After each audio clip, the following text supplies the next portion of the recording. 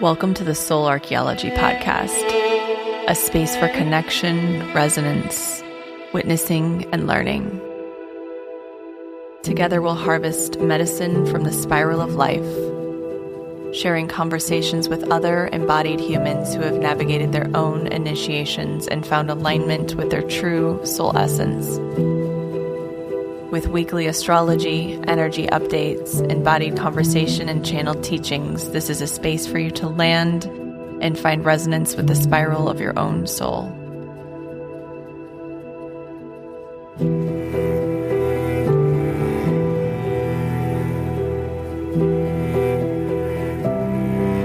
Hello, welcome back to Soul Archaeology.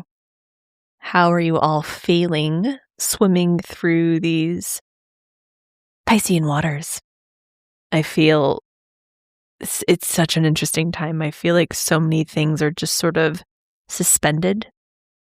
We, of course, had Neptune and Saturn, their great conjunction on February 20th. We had this very Piscean energy that was present, that we could feel, that was more of a longer arc, a 14-year, a 2.5-year arc that really completed at the end of February.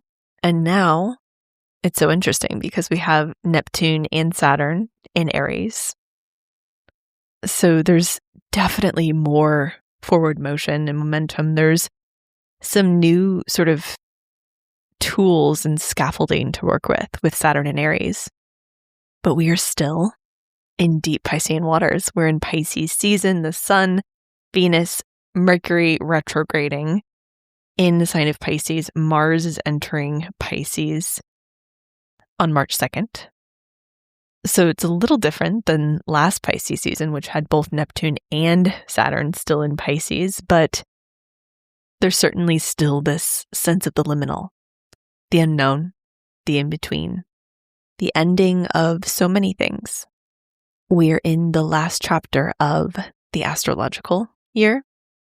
We're at the end of an eclipse season, and we're at the threshold of some pretty fast and quick energy that's emerging in late March, early April of this year. And before I get into the energy of this week, I did want to mention that I have a few spaces left for my group mentorship called The Vessel. And this is a 12-month group mentorship. It's a container, a vessel for the unfolding of your growth, your expansion. This year, 2026 into 2027 is going to be the most significant threshold, I think, of our lives. And I was guided by Spirit to create a container, a vessel for it. I've been called to create a group container for so many years, and it makes so much sense that this is the time, this is the era, this is the portal that's been chosen, because it is so significant. And we begin April 3rd. There are a few spaces left. This is 2 live group sessions per month. And it's the most amazing group that's forming. Just highly, highly aligned, awakened women. I'm so, so grateful. So excited to begin. I will link into the show notes. If you've been called to this is the time. There's just a few spaces left. So I'm so excited, so grateful. This is a teaching and embodiment vessel. So we'll be working through layers of teaching and really mastering certain layers of astrological wisdom, somatic wisdom, deepening into actually integrating change, because change is happening no matter what, but it needs a container. And so I created this to walk us through this wild bridge between 2026 and 2027. So we'll be weaving astrology, seasonal wisdom, earth medicine, somatic embodiment work, quantum and intuitive healing. I'm also weaving in a lot of psychic development tools, because I do think that they're going to be so needed in this next chapter. So I'm really excited about that as well. If you have questions, you can book a clarity call. I'll link that in the show notes as well, but I would love to connect. And I'm so excited. Like I said, this is shaping up to be an incredible, incredible group. So grateful. And moving into the energy of this week. And this week we have Mars entering Pisces on March 2nd. On March 3rd, we have a lunar eclipse in Virgo. On March 6th, we have Venus leaving Pisces and entering Aries. And then on March 7th, we have a Mercury cazimi, and this is a Mercury retrograde cazimi. We also have Venus meeting with Neptune that same day.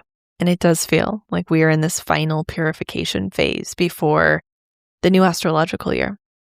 This week we have the last full moon, which happens to be a lunar eclipse of the astrological year. We are at the end of the zodiac, the 12th sign, the last lesson.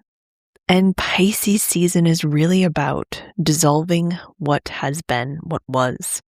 Aries season is approaching with this fire and this momentum. And there will be many new beginnings in April. Many new beginnings once Aries season begins to unfold and it starts to activate Saturn and Neptune newly in the sign of Aries.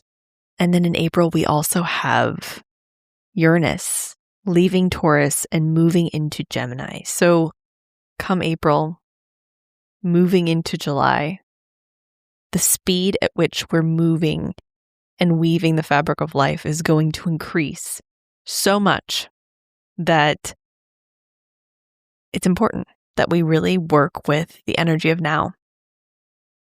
And I think this Pisces season, maybe because Mercury is retrograde in Pisces and it can feel a little disjointed or amorphous, foggy, uncertain, dissolved even. I really feel like I'm just floating. I feel really tired. I feel like I need lots more rest. I'm sure part of that is because our dream space is just so activated. I don't know about you, but I tend to have really active dreams during eclipse season anyway, because there's such karmic portals that so much of the past comes up, and we're nearing this South Node eclipse as well on March 3rd. But Pisces is the sign of dreams, and Mercury retrograde brings up the past. So we are really swimming in the past right now. We're swimming in maybe the parts and pieces that we need to still bring with us into this next phase, this next chapter, where even just acknowledging the past can have a pretty significant effect when it comes to clearing the old as we prepare for the new. It can feel quite chaotic because Pisces is not of form. It's formless. It is dissolved. It's amorphous. It does not hold structure. There's so much psychic data and information swirling around us. So many things are reorganizing, but on the psychic, subconscious level. And that can feel chaotic. It can feel uncertain. Because it is. That's the magic of Pisces, is being within the unknown, being within the magic dark, the great womb where all things are created. But it's dark there. We cannot see the light. Pisces is not here to bring certainty or to provide clarity. It's here to expand us. It's here to help us move beyond our walls of comfort and familiarity. And so I think in many ways, this lunar eclipse in Virgo might feel sort of orienting and stabilizing for us, because Virgo is form. It is the body. It is thought. It is logic. It's rational thinking. So it might be able to stabilize or bring structure and form to these deep Piscean waters that we find ourselves within. But first, on March 2nd, Mars enters Pisces, and this is not going to help with this feeling of disorientation or loss of direction or this feeling of floating. I kind of get the sense that I'm just floating on the water in this boat. It's foggy. I can't quite see what's ahead. I know there's so much ahead. I know what is there as far as what I'm calling in, but it's certainly floaty. And Mars governs action, will, drive, assertion, conflict. Likes to be in fire. It likes to be in something that is mobilizing, that has some pressure or some clear direction, some will, some drive. And in Pisces, it drops it into feeling. So Mars in Pisces is about moving through feeling, moving through intuition, moving through surrender. Action becomes less forceful, maybe even less direct. It becomes more subtle. It's more spiritually informed. And this really is the medicine of now. We have the North Node in Pisces. So we have the stellium, the Sun, the North Node, Mars, Venus, Mercury retrograde, all in Pisces, doing the deep work. The North Node is guiding us towards our intuition, faith, surrender, trust, the sight that doesn't come from our eyes, but comes from a deeper knowing, a deeper channel within us, the type of sight that never leaves us, that we can always count on, that we don't need light for.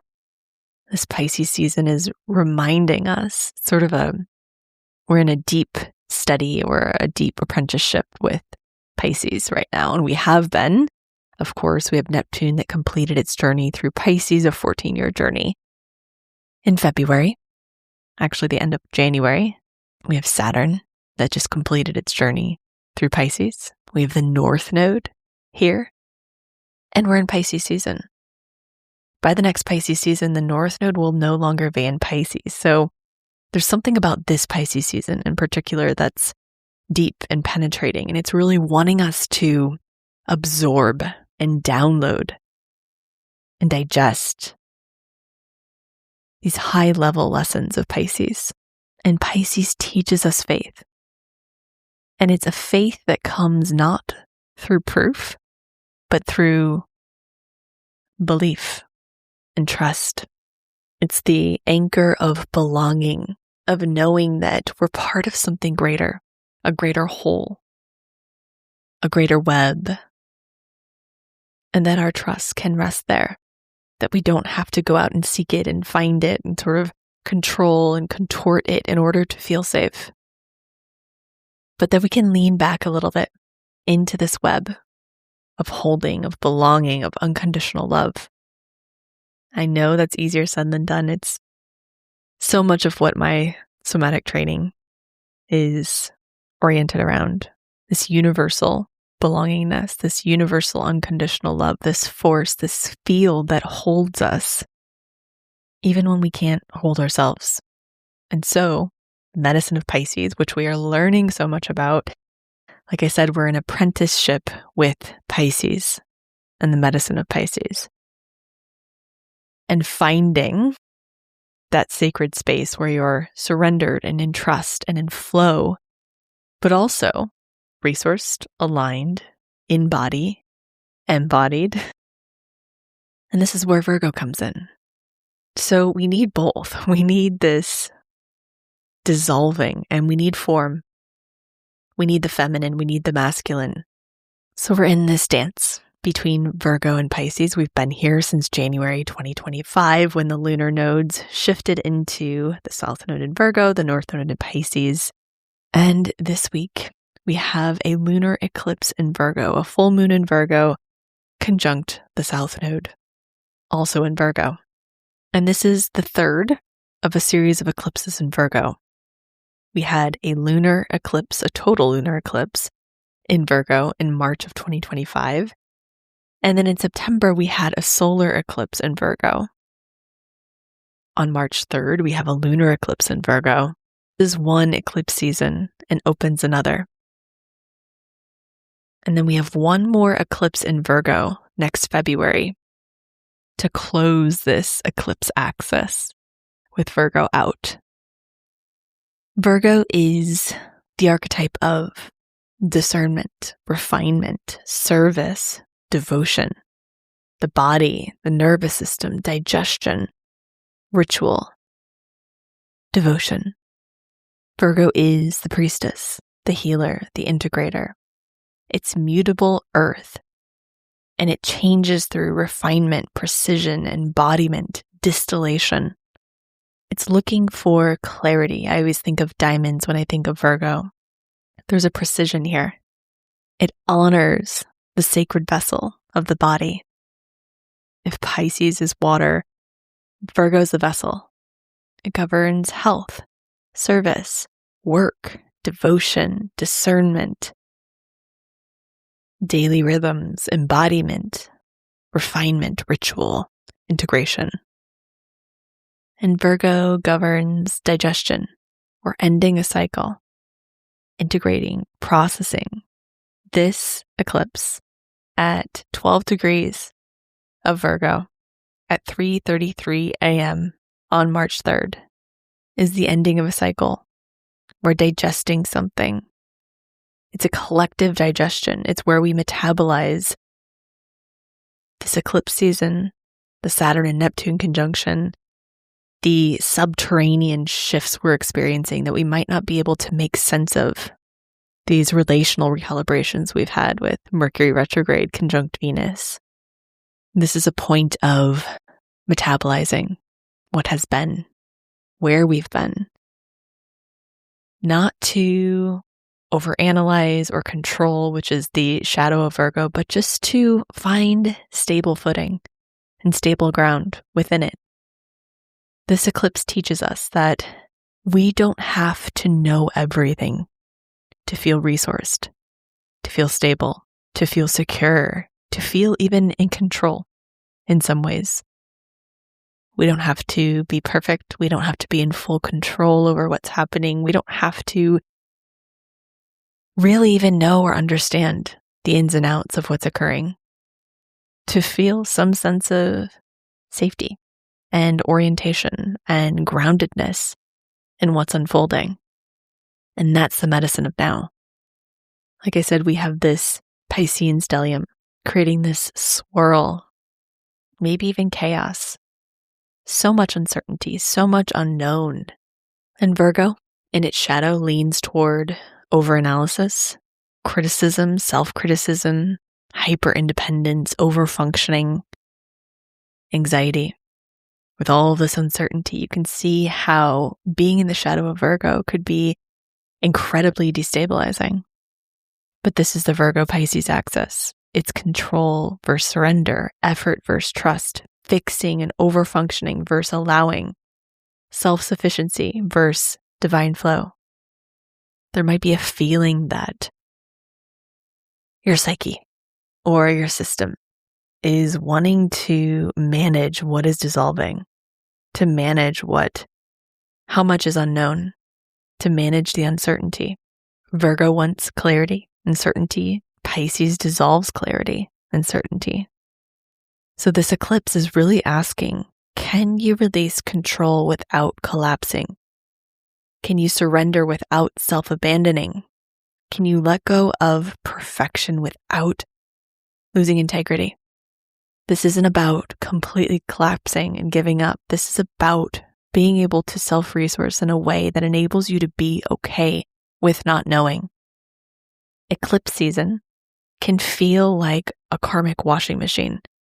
2 weeks ago, we had a solar eclipse in Aquarius, kind of initiating this new axis, this new evolutionary axis related to Aquarius and Leo.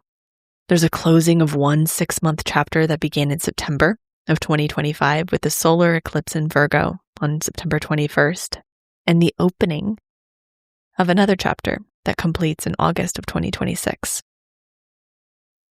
And eclipses are karmic portals.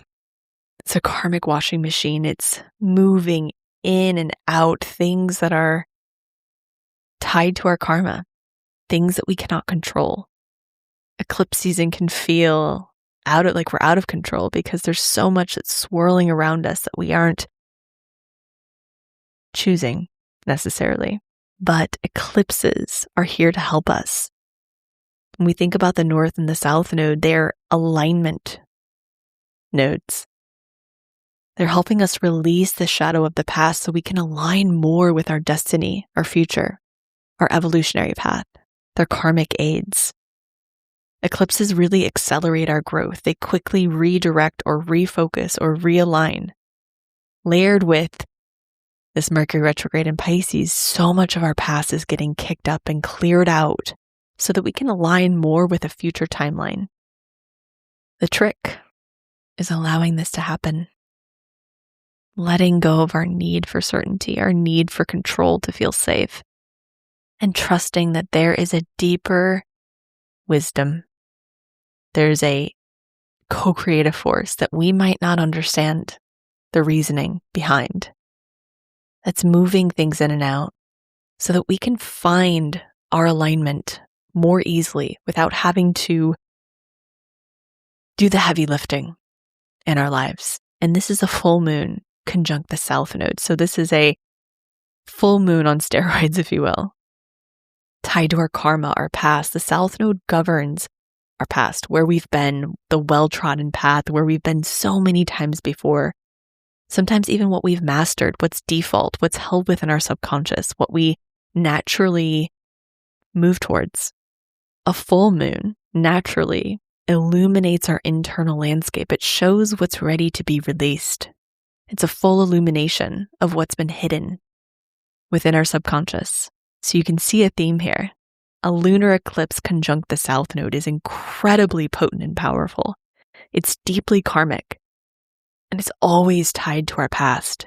So this lunar eclipse in Virgo is exposing what's no longer sustainable in the areas of health, rhythm, work, embodiment, service, ritual, self-care, the mind, the body, the vessel, health, what we're choosing to put in our vessel.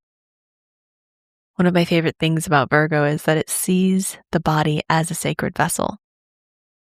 And it's discerning because it's choosing very carefully what gets put in, what gets processed, what gets digested. It's also showing us the shadow of Virgo, the shadow aspects of Virgo that we carry, revealing where our own patterns have been woven into old cycles of overanalysis or self-criticism, overworking, overfunctioning, perfectionism, obsession with fixing, micromanaging, controlling things. When I think of Virgo, I think of detoxification because it's really about precision and clearing and removing what's not needed, what's excessive, what's non-essential. So this eclipse is sort of like a cosmic detox, a karmic purge. It's stripping away excess layers of shoulds so that what's truly aligned can remain. It's clearing the shadow distortions of control, rigidity, perfectionism so that Pisces can be integrated in a more embodied way. Faith, compassion, trust, healing. This eclipse is really about embodied devotion. Clearing the excess, refining the container of your life, allowing your service to flow from wholeness, not fragmentation. It's really a karmic check-in. That's what eclipses are. They're a checkpoint. Are you living in alignment with the rituals, the practices, the devotion to what's sacred, the devotion to your own personal evolutionary path? Or are you overwhelmed, lost in the weeds? If you've been here for a minute, you probably remember that last September, I had a huge nervous system recalibration.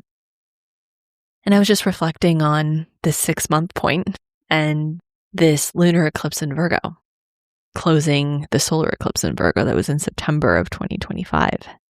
And this Pisces Virgo axis, they're my natal north and south node. I'm in my nodal return, has really had its way with me. It's been quite profound in forcing me to just strip away the excess, to trust in a deeper way, to surrender more. My psychic abilities have expanded in wild ways. I've always been psychic, but this is next level. And I think so much of it has to do with me clearing away. I can get really lost in the details. I can get lost in perfectionism and overfunctioning, and I can get lost in trying to make something exactly what I want it to be. I've had so many ego deaths over the course of 2025 and early 2026 around how I want things to be or how I thought things should be, my mind versus my intuition. And it's been so nice to just let go and trust that intuitive compass more and more and more. I always thought I was doing that, but having a South Node in Virgo, it's very sneaky how you can get back into that gripping, tightening, control, even in the most subtle ways. So this is a checkpoint. This lunar eclipse is saying, where are you controlling or contorting to make something work that maybe just isn't? Where are you afraid of change, the unknown? We're clearing our mental space, our field, our bodies. We're tending the physical vessel and its systems so that we can hold more, feel more complexity, nuance, confusion, unknown. We are not moving into a time of more certainty. I can tell you that for sure. We're going to have to reckon with the unknown. It's here. We can't know everything. There's so much that won't be revealed or disclosed, and we have to be okay with that. That's the medicine of this axis, is can we be okay not having all the answers? Can we be okay not knowing what might come next? That requires tending the physical, the nervous system, the immune system, taking care of our physical vessel so that we can hold the immensity of the unknown, Pisces. A well-tended vessel, Virgo, allows us to hold the vast expanse, the unknown, Pisces. A tightly coiled vessel makes us shrink, coil in, contract, control, and grip. A buoyant, resilient vessel enables us to float, to pivot, to expand, to meet discomfort with spaciousness. When we think about what it looks like to coil in, to protect, to sort of try to control or keep something contained, there's no space for potentials to land. We're not open, we're contracted. So this is an opportunity to open, to expand, to trust that you might not have the answers right now. You might not even see clearly what this next chapter looks like. We're standing at the edge of something. Can it be okay? This is the last full moon of this astrological year. This is sobering. I keep using that word. I know many of you have brought it up to me, and it's funny because I know it can be triggering. I think we cope with things. It doesn't have to be just substances or alcohol or drugs. It can be sugar. It can be social media, anything that distorts our reality, makes us not sober. And so when we have experiences that are even more sobering, it's a lot. This is a time to sit with what's no longer serving, what we can no longer carry with us into this next phase, this next chapter. There's opportunity here. There's discernment. There's devotion. There's self-regulation. There's access to sovereignty and inner authority. Virgo is the keeper of rituals, routines, clarity, earthly wisdom. Can we let these be alive within us without gripping to them as a life raft? There's an opportunity for simplification, clarification, releasing without gripping. So this is still a time to cleanse, to purge, to detox something. But can it be that without having to know exactly what's detoxing or exactly what's going to take its place or exactly how it's supposed to happen? This is a good opportunity to tidy your space, your physical space, your energetic space, your emotional space. This is a week to clear the clutter. Don't be afraid to set boundaries, to make some space for yourself, to say no. Maybe choose one practice that really roots and grounds you, that really reminds you that it can be okay to be in the unknown, because you have this vessel that holds you and can hold the immensity of the unknown, of the uncertainty. A few days after this eclipse, we have Venus entering Aries. So she's leaving Pisces, she's entering Aries. She immediately starts to push upon Neptune and Saturn in the early degrees of Aries. So our relational field is alive.